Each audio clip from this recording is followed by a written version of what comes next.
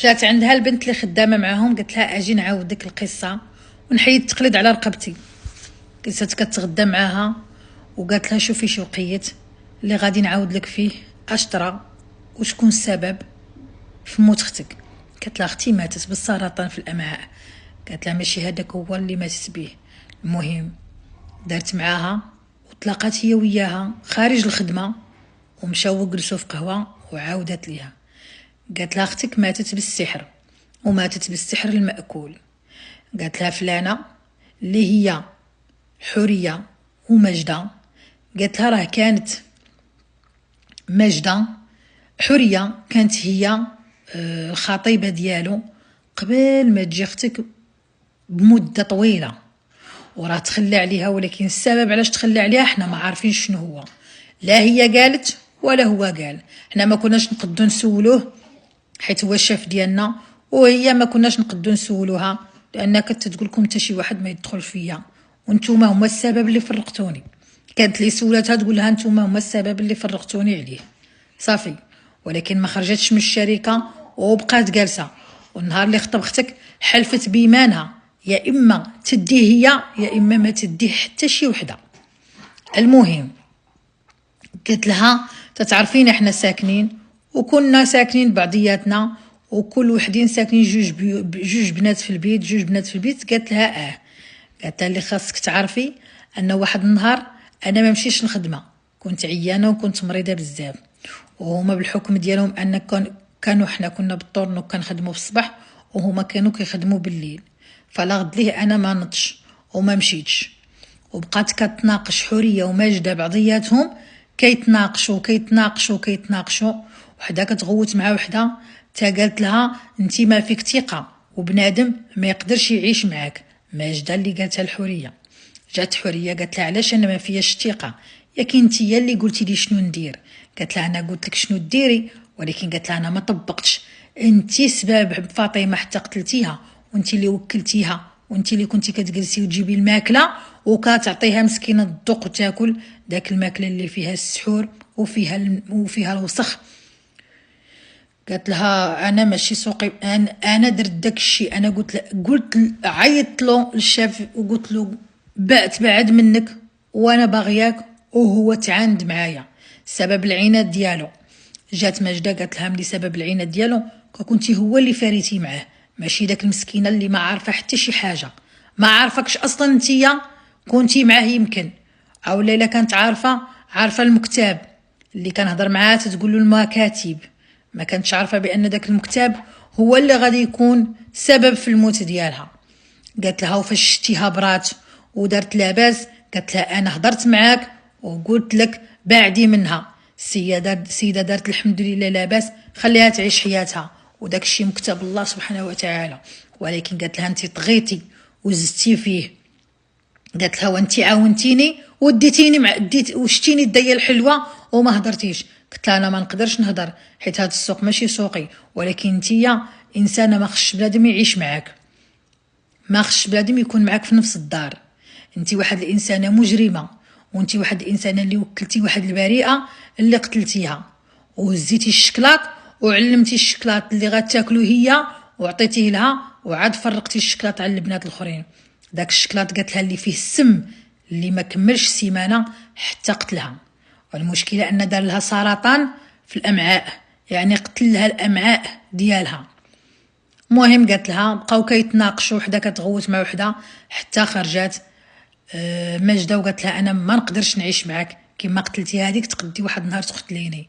جات الاخرى طلات عليها في الباب وقالت لها انت مشاركه معايا في الجريمه، ولا نسيتي شنو كنا كنديروا بجوج، ولا نسيتي الساحر اللي مشينا له بجوج، ولا نسيتي داكشي اللي عطانا وحطيناه لها في الماكله بجوج بحالي بحالك. قالت لها الا هزيت انا الدم انت هزيتي معايا. اخرى قالت لها انا في الاول بصح كنت معك ولكن في الاخر بعدت. قالت لها بحال قالت لها انا بديت شي حاجه خاصني نكملها.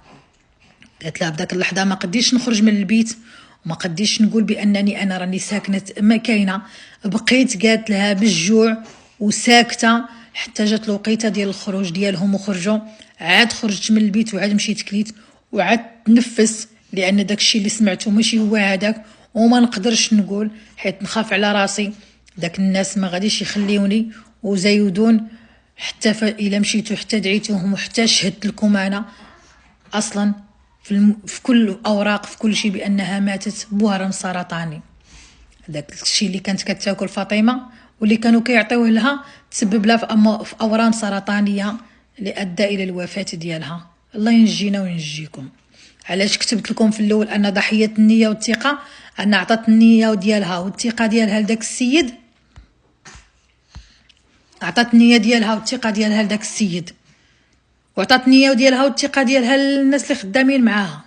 المشكلة هي أن هذيك غير مشات في رجلين فاطمة، أما اللي كان خصو يتأذى يمكن هو الزوج ديالها، لأنه هو عارف بأن حورية كانت سحرت له، وكان مشى لهاد البلاصة هادي ديال العين الحمراء وما عمرو قالها.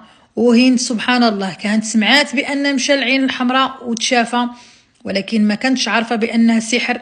وكانت فاش تشاورات معاه وقالت له نديوها العين الحمراء اللي تشافيتي فيها قالها نمشيو، ولكن ما كانتش عارفة هند بأنه هو أصلا فايت مشافي فيها، وبأنه هو كانت سحرت له، والأم ديالو عارفة بأن سحرت له. على داك الشيء بعدو منها وما بقاش كيدور في ساحتها. لو كان في الاول هضر مع فاطمه وعاود لها القصه ديالو وقال لها ما تمشيش معاهم ما تاكليش معاهم، ما كانش عليهم يدخلوها للدار، لان فاطمه حتى ربي دار من جهتها. ولكن السم الاخير اللي عطاو لها في الشكلاط كان واحد السم قوي بزاف اللي اثر عليها بزاف، اللي حتى الماء كانت كتبغي تشرب الماء ما كانتش كتقدر، بحال الماء بحال اللي شرباتو كيحرقها. ها علاش صعيب انك تخبي في الزواج. كنعرفوا فاش كيكون الزواج كتكون نيه في كل شيء، خاصك تحط داكشي فوق الطبله. المراه تحط كل شيء فوق الطبله والراجل يحط كل شيء فوق الطبله. ها هي مشات فيه في الرجلين، وحده بريئه ما عمرها اذت شي واحد، ما عمرها فكرت تاذي شي واحد. كانت في واحد طيبه، واحد البنت في ربيع العمر ديالها. شنو السبب ديالها؟ نيه وانها بغات تستقر. بعض المرات كيكون الاستقرار او الزواج مضر للانسان، ولكن شكون غيعرف؟ داكشي اقدار من الله سبحانه وتعالى. ها علاش كتبت لكم في الاول وفي القصه الاولى قلت لكم ماشي كل شيء انك تحضي راسك منه، ماشي القريب تحضي راسك منه، ماشي واحد عايش معاك تحضي راسك منه. يقدروا يكونوا جاو ناس انت ما عارفهمش اصلا وداير لهم حاط لهم البساطه ديال النيه وهما غدروك. مشات البنت عند الام ديالها وعاودت لها القصه، قالت لها شنو وقع وشنو وقع. قالت لها الام ديالها حسبي الله ونعم الوكيل، حنا بنتي ما عندناش الفلوس باش نجريو في المحاكم، وحنا ما عندناش الفلوس باش نجبدوا اش كاين، اولا باش نعاودوا تشريح ديال الجثه بانها ميته بسم، بحكم بان الاطباء عطاهم دوسي بانها ماتت بسرطان. قلت احنا بنتي ديال الله وحنا على قدنا. وفعلا الاب مقعد، الام ربت بيت، والبنت هي الصغيره هي اللي تتخدم عليهم في الكابلاج، هي اللي موكلاهم وهي اللي مشرباهم، اذا ما عندهمش منين. المهم الله سبحانه وتعالى ما كيخلي حتى شي واحد. دارت الايام حتى جات البنت كتعاود لامها، قالت لها امي، قالت لها السيده اللي قتلت اختي على حوريه، قالت لها راه بقات في البيت ديالها وراه ما خرجتش لي مده يومين ولا 3 ايام، وراه دخلوا لقاوها ميته مخنوقه بالغاز ديال البوطه. هي عمرها ما دخلت البوطه عندها للبيت ولا طيبت فيها وخلاتها منفسه ونعست، فتخنقات وماتت مخنوقه. الله سبحانه وتعالى الروح عزيزه عند الله، فلا بد ياخذ ربي الحق ديالو. اما بالنسبه للماجده دابا ما عرفوش الاخبار ديالها، خلات الخدمه ومشات ليومنا هذا، ولكن كونوا على يقين ان الله سبحانه وتعالى ما غيخليش الظالم وغياخذ حق المظلوم طال الزمان ولا قصار، لان الله كيقول في كتابه الكريم